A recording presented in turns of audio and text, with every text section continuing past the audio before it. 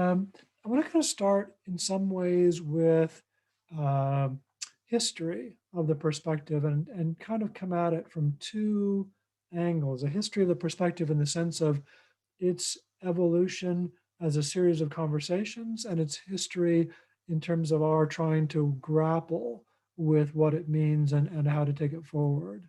So this is the beginning of the um, history in terms of the evolution of a set of conversations. And so when we look at social symbolic work, the way we understand it is as an umbrella term that tries to connect and help organize a set of conversations that have been going on for quite a while, at least since the late 1970s. And what you see when you look at this slide is a set of um, very influential papers, each of which tried to wrestle with a particular object in the world, a particular feature of social life, and the work people did in order to shape, influence that feature of social life. And one of the kind of key ideas that kind of cuts across all these um, uh, pieces of writing is the idea that we should recognize the malleability, the social malleability of features of social life that we had previously thought of as relatively hard to shape or control or influence. And so if you think about Arlie Hochschild's early work on emotion work and then emotional labor, one of her key points was trying to move away from the idea that when we looked at emotions, these were these kind of uncontrollable, innate, unthought out, unshaped reactions, individual reactions to a person's life. So when we looked at anger, or we look at love, when we look at um, any emotion, her point was that we shape these things in many ways. We do it consciously, we do it reflexively, we do it for ourselves, but we also do it for other people. And when you take that kind of general idea, that cuts through Guerin's work on boundary work and Snow and Anderson's discussion of identity work, um, the introduction of category work and strategy work, and then our work on institutional work. All of those things we're trying to, it's not that each of them had the same kind of ontological position prior to the introduction of work. But the introduction of the idea of work was meant to emphasize or highlight the possibility of actors intentionally, purposefully, reflexively shaping those objects in social life. So that's a part of the history. A kind of more sort of prosaic part of the history was how we sort of came to it. And so this is actually an email that Nelson sent me with my old email address just about 10 years ago now, actually. And I've edited it out for posterity's sake. But it says, Tom, it seems like forms of work in social theory are exploding. I'm not really sure, but it might be fun to keep track of different forms of work that are popping up. A sort of turn to work certainly seems to be happening, and trying to figure out why is a good way to spend an hour or two chatting in a pub at any case. So that was 10 years ago, and we may or may not possibly should have left it to a couple of hours in a pub, but instead we organized 5 EGOS sub-themes, presented ideas at lots of conferences, wrote a book, wrote a journal article, and literally spent now thousands of hours thinking about, writing about, talking about, trying to work out what is this pattern, both in social life and in social theory. Because for us, I highlighted these different pieces of research on emotion work and boundary work and so on. But for us, there was something in parallel happening in the world that the evolution of work as a perspective was reflecting. Both an evolution of a set of ideas, but also the evolution of a set of practices in the non-academic world. So where we got to was a project which we've now been kind of doing for about 10 years, which has a very um, uh, possibly vague, possibly grandiose kind of question that animates it, which is how do people purposely shape the social world? And what we're not trying to do in this book and in this set of ideas is answer the question of how do social worlds evolve? Um, that's a much bigger question, and it includes a lot of randomness. It includes a lot of things not um, addressed within a social symbolic work perspective. The part that we focus on is the work part. How do people purposefully shape the social world? And maybe even more broadly than that, how do people try to purposefully shape the social world and fail and have unintended consequences? And it's really a kind of work centric, work focused understanding. Our answer really came down to two kind of core ideas, which animate both the book and it also animate this discussion in the seminar that we're going to be providing. And the first one is the idea that social worlds are constituted by networks of social symbolic objects. And we'll talk about those in detail, but they emerged because we needed a way to understand what it was that people were working on when they did all these different forms of work. And then the second part of the answer was that the way people shape social worlds or try to is by engaging in social symbolic work, we refer to it as, that targets these social symbolic objects and the relationships between them.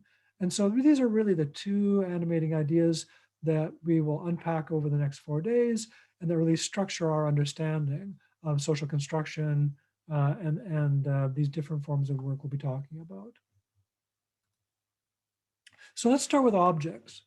So the idea of a social symbolic object is, well, it comes from a discussion that we had when we started to kind of enumerate and organize different forms of work. At the time, we were just calling it forms of work. We were trying to understand, well, how is it that emotions and identities and strategies and institutions can all be similar in some way? What are the commonalities that allow them to be treated theoretically in a consistent way when we look at these different forms of work? And this was a really challenging, and still is a challenging question. And we have, this is all of the answers we're going to give you are obviously sort of like tentative answers. This is our tentative answer right now, which is that social symbolic works, social symbolic objects, sorry, are combinations of discursive, relational, and material elements. And we'll talk a little bit about what that means, but essentially means that there aren't discursive objects and relational objects and material objects.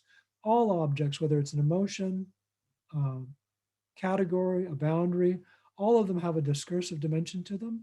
All of them have a relational dimension to them in the sense that they're embedded in relationships which provide the meaning. And so you can immediately see how these dimensions um, aren't just important in and of themselves, but how they're important in terms of their connections to each other. So discourse is only meaningful in relationships. Relationships depend on discourse to be structured and maintained and so on. And then also, all of these objects, even ideational ones, have a material element to them. They're embedded, if you think about discourse, in talk and in text, which are material, but then different objects have more or less obvious discursive relational material elements. So an example I like is the example of a muffin. Think of a muffin as a social symbolic object, and it's one of my favorite social symbolic objects, actually. And you can immediately understand the material part. So there's a recipe, you bake it. But a muffin is only a muffin in the sense of a food product with meaning in the context of a social milieu that is filled with people and relationship.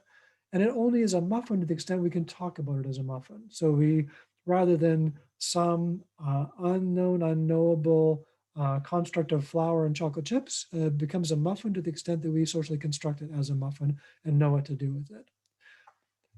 It's also a meaningful pattern. So those are the kind of dimensional elements. The meaningful pattern in the case of a muffin is a simple one. So you think about the muffin has a coherence and a consistency across time and space such that we recognize it as a visual pattern or a tactile pattern or whatever. It has meaning through the discourse and relationships and the materiality that we negotiate its meaning around. And then finally, all of these exist in social systems. So let's talk about one that's not muffins. Let's talk about emotions. We talk about emotion work. So if you think about an emotion like anger as a social symbolic object, then what we're talking about is anger as a culturally legitimate pattern of feeling and expression, not just what you say, but how you feel and what you do, that includes these important bodily elements. And so we don't just mean the concept of, so one of the questions that often comes up is the relationship between institutions and social symbolic objects. And for us, all institutions are social symbolic objects. Not all social symbolic objects are institutions. So for instance, a concrete, I was going to say a concrete muffin, but that wouldn't be a very good muffin. But an actual physical muffin is a social symbolic object from our perspective. So is the idea of a muffin.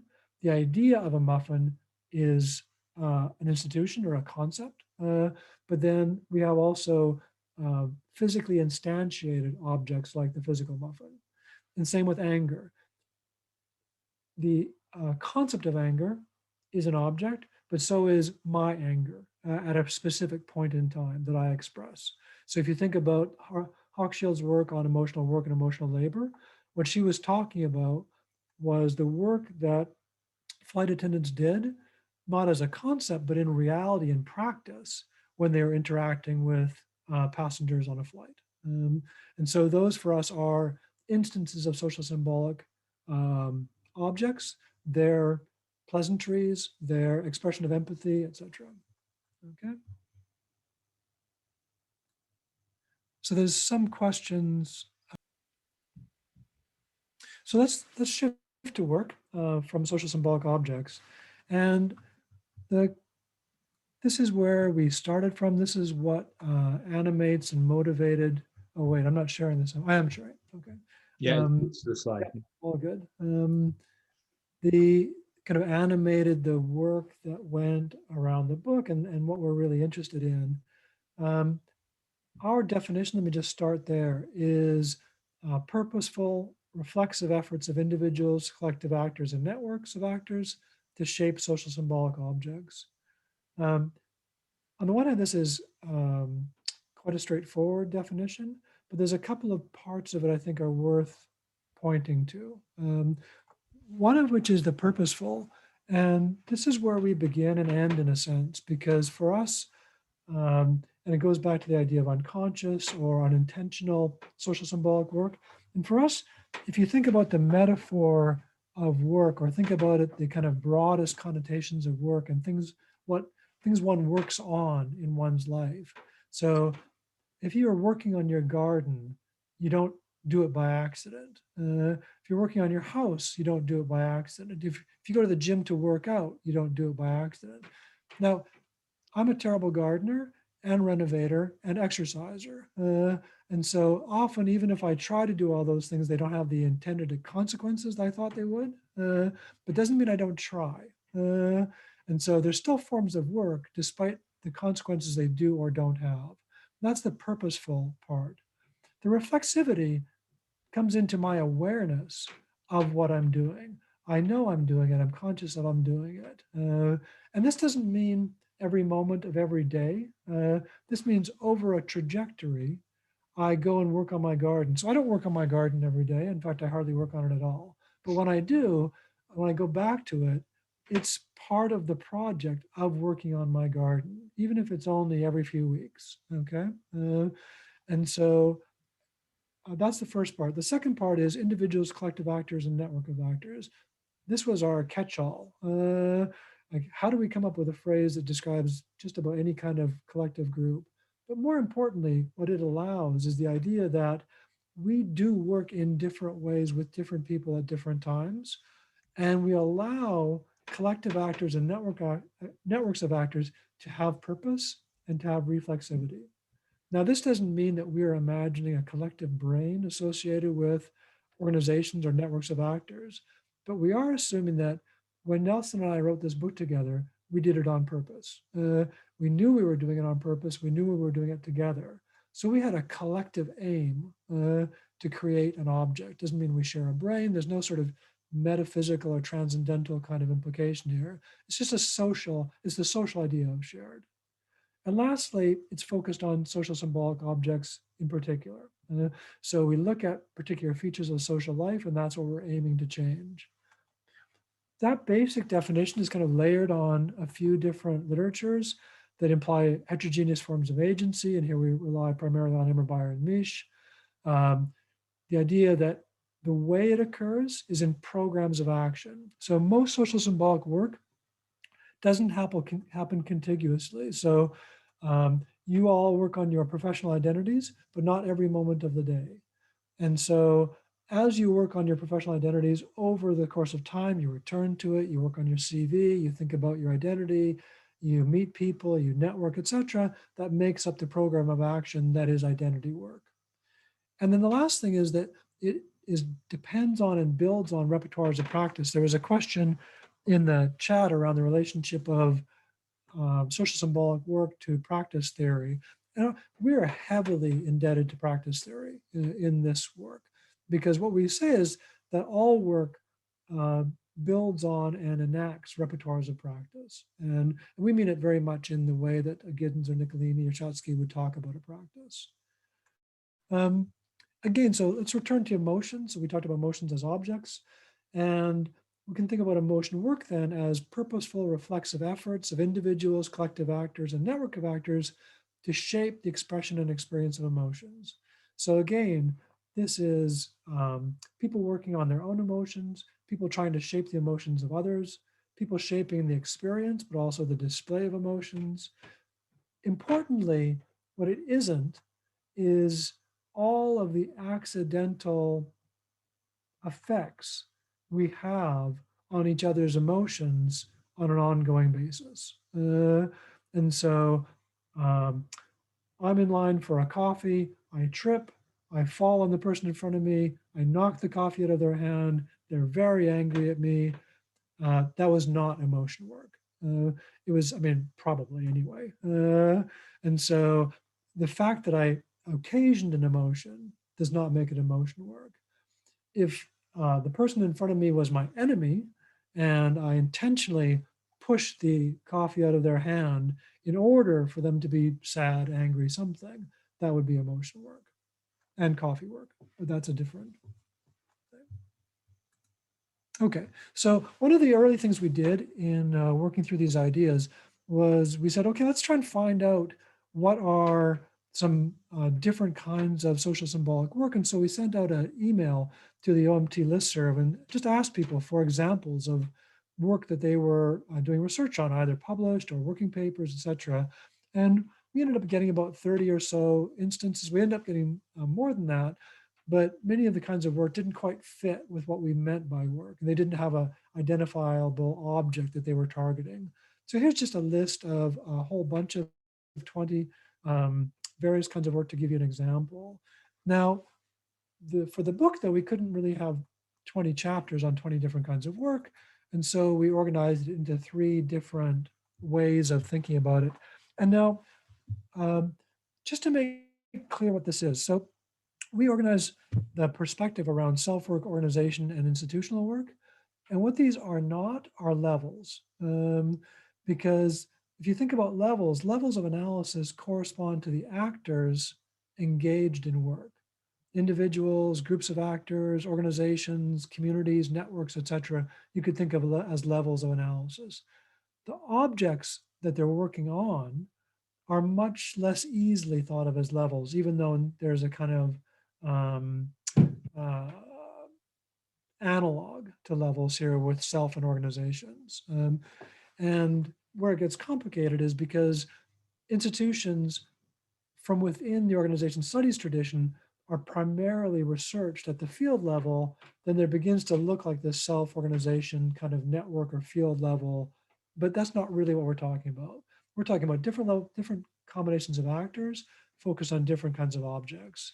And then we organize these in terms of emotion work, identity work, career work for self work. In organization work, we identified strategy, boundary, and technology work. And for institutional work, practice and category work. And with those right-hand elements are literatures that we identified that are looking at specific kinds of work and specific kinds of objects within management and organizational research broadly. So we're going to return to all of those. Self-work we'll talk about for the second part of today. Organization and institutional work we'll talk about as part of the next couple of days. This is the last structure we want to give you just to kind of organize your thinking around social symbolic work. We use it extensively in the book, mostly to help us organize our understanding of specific literatures to show what we know about, for instance, emotion work, and maybe what's less well known about emotion work or category work and so on. And so what we do in the book is we try and trace through, well, what do we know about the emotions that, or what do we know about the motivations that might drive emotion work, for instance, and what do we know about its effects? And the basic messages in this diagram are really kind of threefold. First of all, it just kind of reiterates the idea that social symbolic work is motivated work. And so it's always possible to trace back in some fashion, and motivations may not be always the best word, but something that is triggering, driving, animating that purposeful reflexive work. Social symbolic work also has effects, but those could be intended or unintended. Those can be a combination of those, and they're really important for a lot of people who study this kind of activity. The effects are really fundamentally important. They don't need to be. You could just be interested in the work and the experience, but a lot of people are interested in social change, and so they tend to look at the effects. Finally, if you think about this diagram as a prompt for research, then you should focus on the arrows rather than the boxes. Because in some sense, the arrows are really where the action is. It's not necessarily about creating a list of forms of work and a list of effects. It's about trying to understand the relationship between different forms of work and different effects, or different motivations and different forms of work, and so on. Or asking, one of the things we're really interested in is, what are the resources that are required for different forms of work? And those could be resources as in social capital and cultural capital, but they could also be much more basic resources in terms of material, economic resources, shelter, the ability of people to craft their own lives because they have enough time to do so.